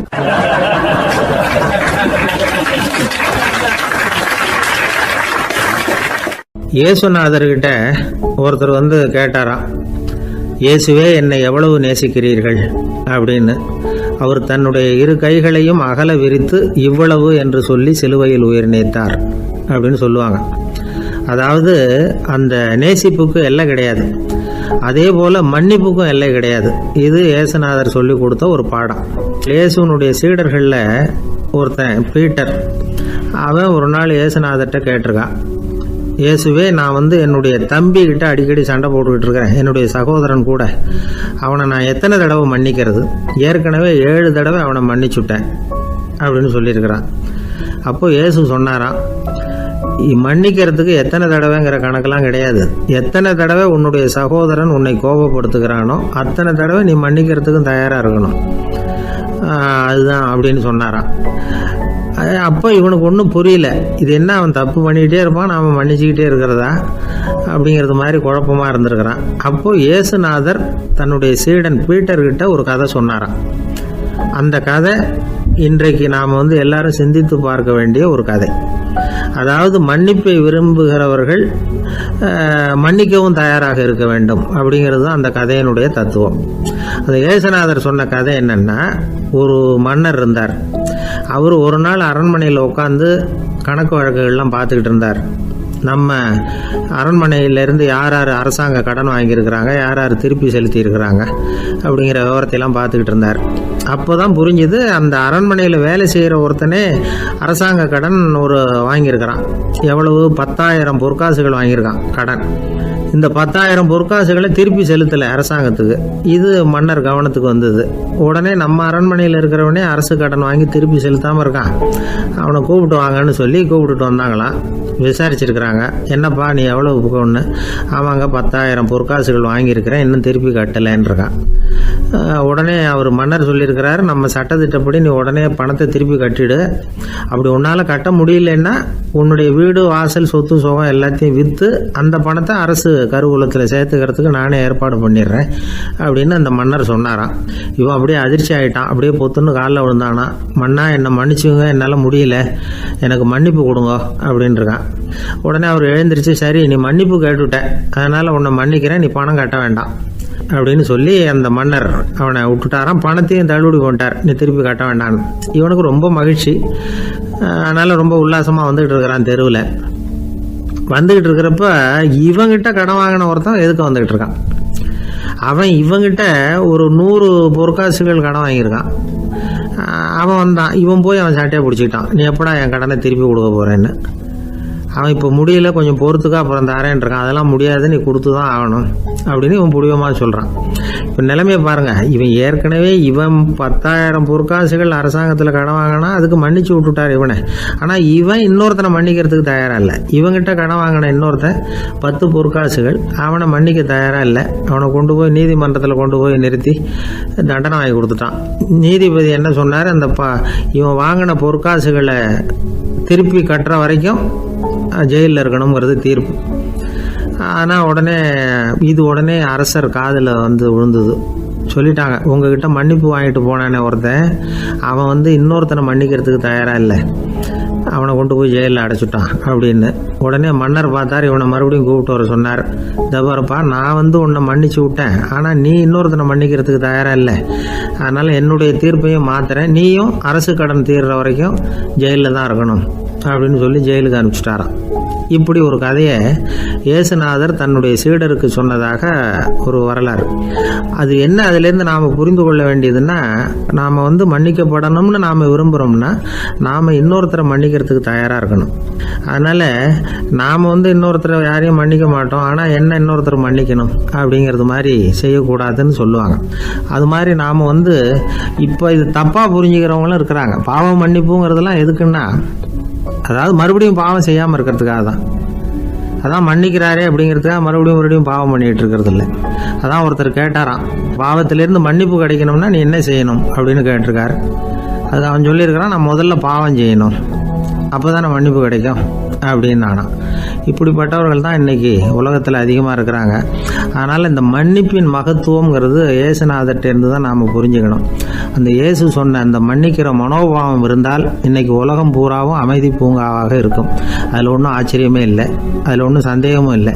அதனால் மன்னிக்கிற மனோபாவத்தை நாம் எல்லாரும் நமக்குள்ளே வளர்த்து கொள்ள வேண்டும் அப்படிங்கிறது தான் நாம் இன்றைக்கு எல்லோரும் சிந்தித்து பார்க்க வேண்டிய ஒரு செய்தி. ஒரு வயசான அம்மா தெரு வழியாக போய்கிட்டு இருந்தாங்க. அவங்க கையில் எண்ணத்தையோ வச்சுக்கிட்டு அதை அடிக்கடி பார்த்துக்கிட்டே இருந்தாங்க. ஒருத்தன் மெதுவாக அவங்கக்கிட்ட போய் கையில் இருக்கிறது என்ன அப்படின்னு எட்டி பார்த்தா அவங்க கையில் 4 பல் இருந்துதான். இவன் ஆச்சரியமாக அந்த அம்மாவை பார்த்தான். ஏம்மா உனக்கு என்ன பைத்தியமா, ஏது இந்த பல், இதை என்னத்துக்காக கையில் வச்சுக்கிட்டு அலைஞ்சிக்கிட்டு இருக்கிற அப்படின்னு கேட்டிருக்கான். அதுக்கு அந்த அம்மா விவரம் சொல்ல ஆரம்பித்தாங்களாம். இதை பாருப்பா, எனக்கு ஒரு மகன் இருந்தான், அவனை ரொம்ப செல்லமாக வளர்த்தேன். அவனை தரையிலேயே நடக்க விடுறதில்ல, எப்பவும் தூக்கி வச்சுக்கிட்டு இருப்பேன். அவன் நல்லா பெரியவனாகி பள்ளிக்கூடம் போகிறப்ப கூட அவன் புஸ்தக மூட்டையை நான் தான் சுமந்துக்கிட்டு போவேன்.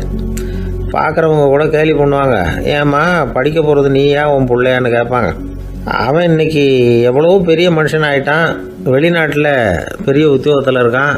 சமீபத்தில் இங்கே வந்துட்டு போனான். ஒரு நாள் ஏதோ கோபத்தில் என்ன அரைஞ்சுட்டான். அப்போ இந்த 4 பல்லும் கீழே விழுந்துட்டுது. இன்னமும் கூட விழுந்திருக்கும், ஆனால் பல்லு தான் இல்லை. என் புள்ள அரைஞ்சதுனால விழுந்த பல்லு இல்லையா அது. அதனால் இதை எப்பவும் என் கையிலேயே வச்சுக்கிட்டு ஆசையோடு பார்த்துக்கிட்டு இருக்கிறேன். அவன் தான் வெளிநாட்டுக்கு போட்டான், அவனை பார்க்க முடியாத ஏக்கத்தை நான் இந்த பல்லை பார்த்து போக்கிக்கிறேன் அப்படின்னு நாங்களாம் அந்த அம்மா. இந்த கதை எதுக்காகன்னா, தாய் அன்பு அப்படிங்கிறது எப்படிப்பட்டதுங்கிறத புரிஞ்சுக்கிறதுக்காக. கல்யாணம் ஆனதுக்கு அப்புறம் தாயை மறந்து விடுறவங்க எத்தனை பேர் இந்த உலகத்தில், அவங்க காதில் வேணுங்கிறதுக்காக தான் இந்த தகவல். ஆனால் ஒரு விஷயம் மட்டும் நல்லா புரிஞ்சுக்கணும், தாயை மதிக்க தெரிஞ்சவங்க தான் இன்றைக்கி வாழ்க்கையில் எல்லா விதத்துலேயும் முன்னுக்கு வந்திருக்கிறாங்க. வேணும்னா விசாரித்து பார்த்துக்குங்க. இன்னொரு அம்மா இருந்தாங்க, அவங்க தினமும் ஒரு கோயிலுக்கு வருவாங்க. சாமியை பார்த்து, கடவுளே நான் இறந்து போனால் நரகத்துக்கு போகணும் அப்படின்னு வேண்டிக்குவாங்களாம். எல்லோரும் சொர்க்கத்துக்கு போகணும்னு தானே கடவுள்கிட்ட வேண்டிக்குவாங்க. இந்த அம்மா தினம் நான் நரகத்துக்கு போகணும் அப்படின்னு வேண்டிக்கிறாங்க. அங்கேருந்து அர்ச்சகருக்கு இது சந்தேகம். ஒரு நாள் அதை நேரடியாகவே அவங்கக்கிட்ட கேட்டுவிட்டார். அதுக்கு அந்த அம்மா பதில் சொன்னாங்களாம், ஐயா எனக்கு கல்யாணம் ஆகி ரொம்ப நாள் வரைக்கும் குழந்தை பாக்கியம் இல்லாமல் இருந்தது. கோயில் குளம் எல்லாம் சுற்றி வந்தேன். ரொம்ப நாள் கழித்து ஒரு குழந்தை பிறந்தது, ஆண் குழந்தை. அவனை நான் ரொம்ப செல்லம் கொடுத்து வளர்த்தேன். அதோட விளைவு என்ன ஆச்சுன்னா, அவன் ரொம்ப மோசமாக ஆகிட்டான். கெட்ட பழக்க வழக்கம்லாம் கற்றுக்கிட்டான். அவன் இறந்து போனால் நிச்சயம் அவனுக்கு நரகம்தான் கிடைக்கும். அந்த அளவுக்கு கெட்டவன் அவன். அப்படிப்பட்ட காரியங்கள்லாம் பண்ணிகிட்ருக்கான், எனக்கு தெரியும். இவனுக்காக நரகத்தில் கூட யாரும் தயவு காட்ட மாட்டாங்க, தாட்சண்யம் காட்ட மாட்டாங்க. அதனால் இவனுக்கு முந்தி நான் இறந்து நரகத்துக்கு போயிட்டா அங்கே இவனை கவனிச்சிக்கலாமே, இவனுக்கு பணிவிடை செய்யலாமேன்னு பார்க்குறேன் அப்படின்னு நாங்களாம். அதனால தான் நான் நரகத்துக்கு போகணும்னு தினம் ஆண்டவனை வேண்டிகிட்டு இருக்கிறேன் அப்படின்னு கண்கலங்கி அந்த அம்மா சொன்னாங்களாம். அதுதான் தாய் உள்ளம்ங்கிறது. தாயின் பெருமையை சரியாக உணர்ந்துட்டா அவங்களுக்கு எப்பவும் எந்த கஷ்டமும் வராது. இது ஏதோ உபதேசத்துக்காக சொல்கிற வார்த்தை இல்லை, உண்மையான வார்த்தை. இந்த விவரத்தையெல்லாம் நண்பர் ஒருத்தர்கிட்ட சொல்லிகிட்டு இருந்தேன். அவர் கொஞ்ச நாள் கழித்து என்னை தேடி வந்தார். அவர் கையிலேயே 4 பல் வச்சுருந்தார். என்னங்க ஆச்சு, ஏதுங்க இந்த பல்லு அப்படின்னு விசாரித்தோம். உங்கள் உபதேசத்தை கேட்டுவிட்டு இந்த உலகத்தில் எல்லாரையும் தாயாக நினைக்க ஆரம்பிச்சிட்டேன். ஒரு அம்மாவை கடத்தரில் பார்த்து தாயேன்னு கூப்பிட்டேன். அவங்க உடனே பலார்னு என்னை அரைஞ்சிட்டாங்க, பல்லு விழுந்துட்டுது. அதை தான் பொறுக்கி எடுத்துக்கிட்டு நேராக உங்களை தேடி வந்துக்கிட்டு இருக்கிறேன்னார். தாயேன்னு தானே கூப்பிட்டீங்க, அதுக்கே அரைஞ்சாங்க அப்படின்னு கேட்டோம். நான் தாயேன்னு கூப்பிட்டது அவங்க காதில் நாயேன்னு விழுந்துட்டு தான், அதுதான் அப்படி ஆயிட்டுது அப்படின்னார்.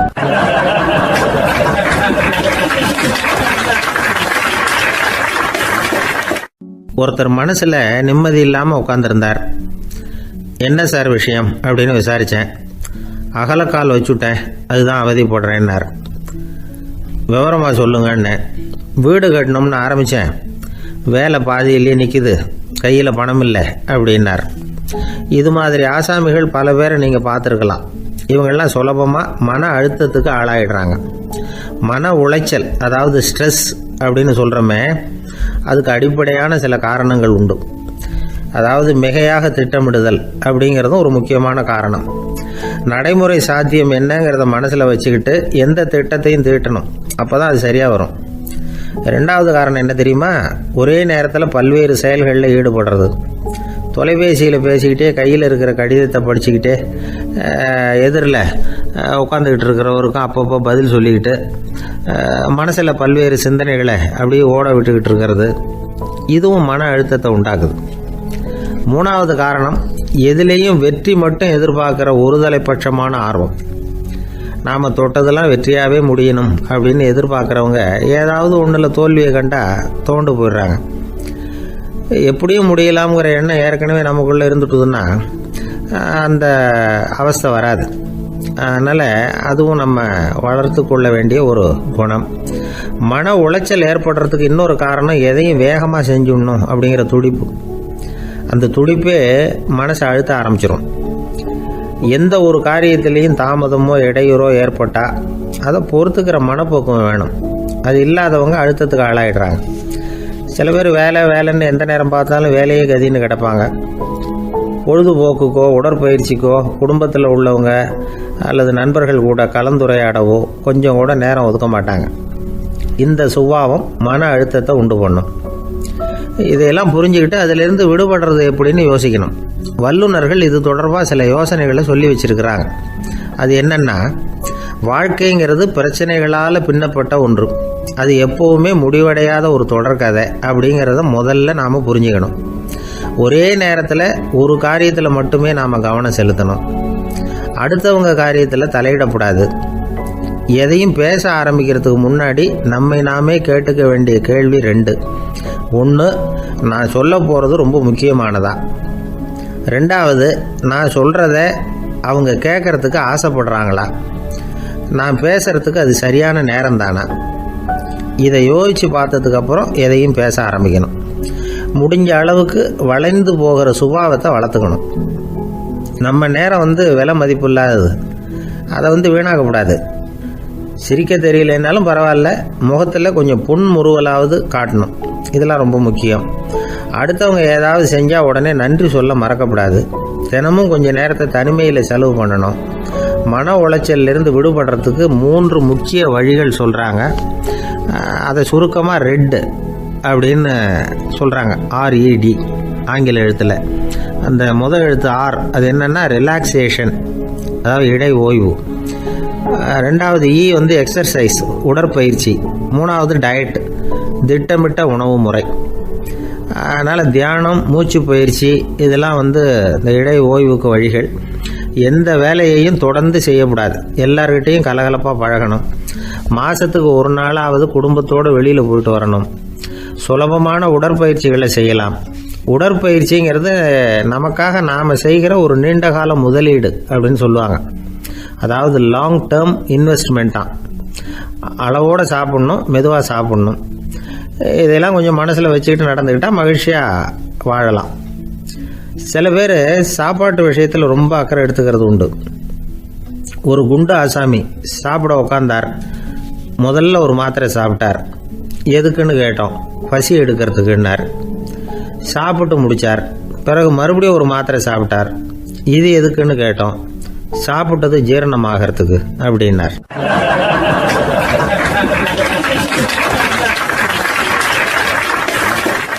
என்னுடைய நீண்டகால நண்பர் ஒருத்தர் வருஷம் தவறாமல் திருநள்ளாறு அப்படிங்கிற திருத்தலத்துக்கு போயிட்டு வர்றது வழக்கம்.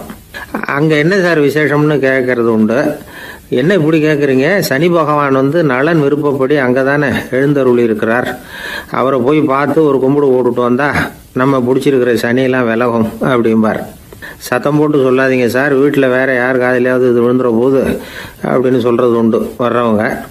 இப்போது நான் சொல்கிறதுல உள்ள நியாயத்தை புரிஞ்சுக்கிட்டு அவரும் கொஞ்சம் எச்சரிக்கை உணர்வோடு நமக்கு நன்றி சொல்லுவார்னு வச்சுங்களேன். அதாவது பார்வை மூலமாகவே. அந்த நண்பருக்கு ஆன்மீக விஷயங்களில் அதிக ஈடுபாடு உண்டு. அப்பப்போ சில புராண கதைகளை எல்லாம் சொல்கிறது உண்டு. ரொம்ப சுவாரஸ்யமாக இருக்கும். எப்போவுமே புராண விஷயங்களையெல்லாம் அறிவியலுங்கிற தராசில் வச்சு எடை போட்டுக்கிட்டு இருக்கக்கூடாது. அப்படி பார்த்தா அதெல்லாம் நம்ப முடியாத வெறும் கற்பனைகளாக தோணும், மூட நம்பிக்கைகளாகவும் தெரியும். புராணங்களை புராணங்களாகவே புரிஞ்சுக்கிறவங்களுக்கு அதெல்லாம் அர்த்தமுள்ள செய்திகளை உள்ளடக்கி இருக்கிறதாக தெரியும். அந்த வகையில் தான் இந்த நண்பரும் நிறைய செய்திகளை சொல்கிறது உண்டு.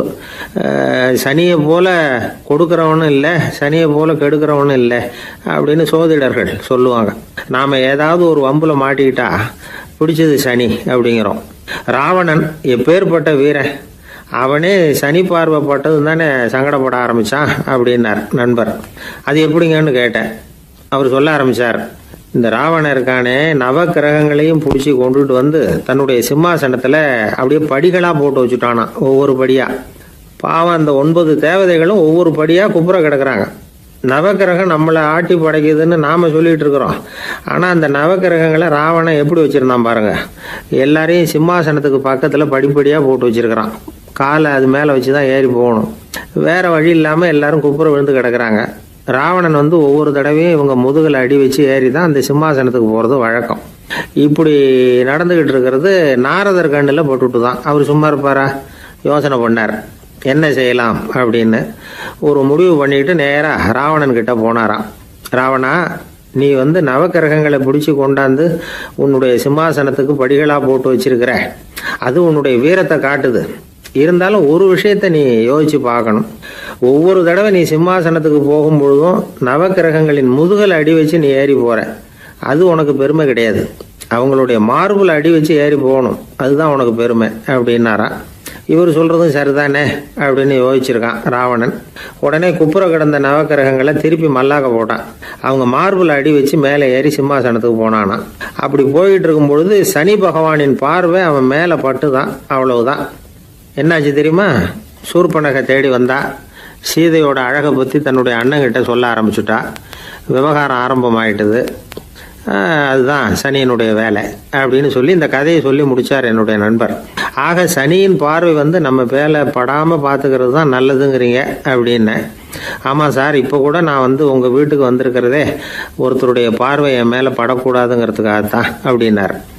யாருங்க அதுன்னு என்னுடைய மாமனார் சார். அவசரத்துக்கு அவர்கிட்ட கொஞ்சம் கடன் வாங்கிவிட்டேன். நம்ம மாப்பிள்ளை தானேன்னு சொல்லி அவர் விட்டு கொடுக்கறதுக்கு தயாராக இல்லை.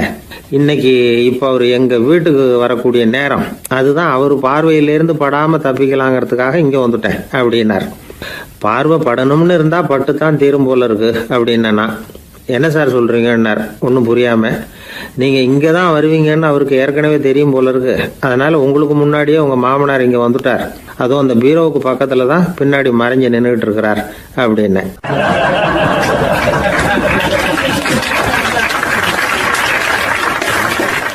ஒருத்தர் குதிரை ரேஸுக்கு போனார், பணம் கட்டினார், தோற்று போயிட்டார். மறுபடியும் போனார், பணம் கட்டினார், தோற்று போனார். அடுத்த தடவையும் பணம் கட்ட போனப்போ அவரை தடுத்து கேட்டோம், ஏன் சார் ஏற்கனவே விட்டது போதாதா, இன்னமும் இருக்கிறத விடணுமா அப்படின்னு கேட்டோம்.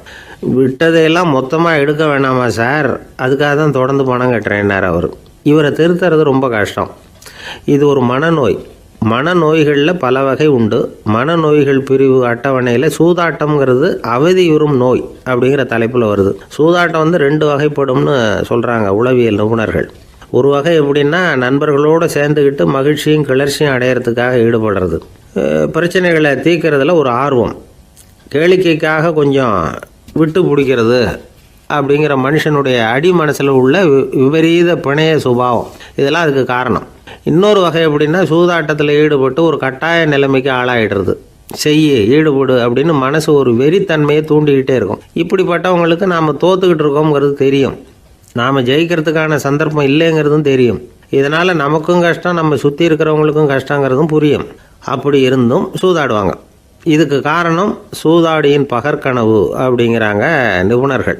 இந்த நிலைமைக்கு கட்டாய சூதாட்டம் அல்லது நிர்பந்த சூதாட்டம் அப்படின்னு பேர் வச்சிருக்கிறாங்க.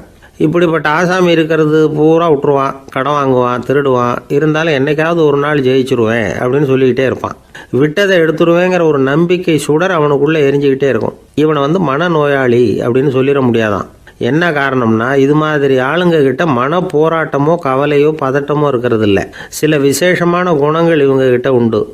எதிர்ப்பு உணர்ச்சி, சிறுபிள்ளைத்தனம், சட்ட திட்டங்களையும் சம்பிரதாயங்களையும் உட தெரியாத மனப்போக்கு, பொறுப்பில்லாத தன்மை, நெறி தவறி நடக்கிறது எல்லாம் இவங்ககிட்ட உண்டு. ஆனால் வெளிப்பார்வைக்கு ரொம்ப சிநேகமாக இருப்பாங்க, அன்பாக இருப்பாங்க. அப்படி இருக்கிறதாக காட்டிக்குவாங்க. ஆதாயம், சுயலாபம் இதெல்லாம் கருதி தான் பழகுவாங்க. இவங்க கேட்குறப்ப நாம் பணம் கொடுக்கலன்னு வச்சுக்கோங்க, நம்மளை கை விட்ருவாங்க. நம்ம மேலே அவாண்டமாக பழி சுமத்துறது கூட தயங்க மாட்டாங்க. தங்களுடைய சூதாட்ட நடவடிக்கைகளுக்கு சாதகமான காரணங்களை சொல்லிகிட்டு இருப்பாங்க. நீ வேணும்னா பாரு, ஒரே நாளில் நான் இழந்ததையெல்லாம் மீட்டு லட்சாதிபதி ஆறேன்னா இல்லையா பாரு அப்படிம்பாங்க. தோற்று போகிறத ஒரு படிப்பினையாக இவங்க எடுத்துக்கிறதே இல்லை. தோற்று போகிறதுலேயே இவங்களுக்கு ஒரு அலாதியான சுகம். தனக்குத்தானே துன்பத்தை வரவழைச்சிக்கிட்டு இன்பம் அடையிறதுக்கு தன்வதை சுகம் அப்படின்னு பேர். இவங்கெல்லாம் அந்த ரகம். சில பேர் எப்படி தெரியுமா, மந்திர எண்ணங்களை வரவழைச்சிக்கிறது, சூதாடுறதுக்காக ஆஃபீஸில் கையாடல் பண்ணுறது, அடுத்தவங்ககிட்டேருந்து திருடுறது. இந்த மந்திர எண்ணம் தீவிரமாச்சுன்னா ஒரு மாதிரியாக பேச ஆரம்பிச்சிருவாங்க. தோல்வி தான் சார் வெற்றிக்கு முதல் படியும்பாங்க. தன்னால் பகடக்காய்களையும் குதிரை ஓட்டிகளையும், அதாவது இந்த ஜாக்கிகள், அதெல்லாம் கட்டுப்படுத்த முடியுங்கிற பித்து நிலைக்கு இவங்கெல்லாம் தள்ளப்பட்டுருவாங்க. சில சூதாடிகள் ஆராய்ச்சி பார்த்ததில் என்ன தெரிய வந்தது தெரியுமா, அவங்கெல்லாம் குழந்தை பருவத்தில் அன்புக்காக ஏங்கினவங்களாம், புறக்கணிக்கப்பட்டவங்களாம், உதவிகளை பெற முடியாதவங்க, இப்படிலாம் இருந்திருக்கிறாங்க. இவங்க வளர வளர மற்றவங்க சௌகரியம் பற்றி அக்கறை இல்லாதவங்களாக ஆயிடுறாங்க. அதிர்ஷ்ட தேவதை தன்னோடு இருக்கிறாங்க அப்படிங்கிற அசையாத நம்பிக்கை இவங்களுக்கு. இவங்களை திருத்துறது ரொம்ப கஷ்டம். அதனால் பந்தயம், சூதாட்டம் இது மாதிரியான விஷயங்களை விட்டு விலகியே இருக்கிறது தான் நமக்கு நல்லது. ஒரு ஆள் சொன்னான், என்னுடைய குதிரை வேகமாக ஓடுறதுக்கு என்ன வழி அப்படின்னு கால்நடை மருத்துவர்கிட்ட யோசனை கேட்டேன். அவர் ஒரு பாட்டில் நிறைய மாத்திரைகளை கொடுத்து தினம் 2 மாத்திரை விதமாக கொடுக்க சொன்னார். முதல் நாள் 2 மாத்திரையை கொடுத்துட்டு அது மேலே ஏறி உட்கார்றதுக்கு போனேன். அவ்வளவுதான். அதுக்குள்ளே அது அம்பு மாதிரி பாஞ்சு ஓடி போச்சு. நான் இன்னும் உட்காரவே இல்லை, அதுக்குள்ளே பாஞ்சு ஓடி போச்சு அப்படின்னா.